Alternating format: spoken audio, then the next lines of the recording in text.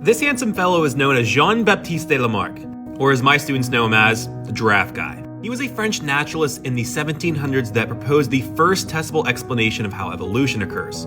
His idea is sometimes called use and disuse. It's important to remember at this time there were some naturalists that were going against the thought that species don't change, and many of them were trying to figure out mechanisms that could explain how these species changed. Lamarck had a couple right ideas, but he was also wrong in a couple different ways as well.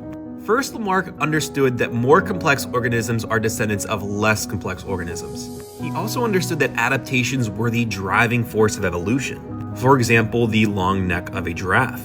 And he also understood that characteristics were passed from parent to offspring.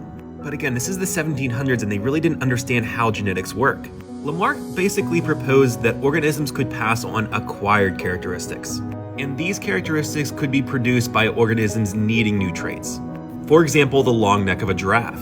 You can see this ancient giraffe having a very small neck, but reaching up to the top leaves. Since it would use its long neck more, it would have a longer neck to reach those uppermost leaves. And it would pass that long neck adaptation down to the offspring.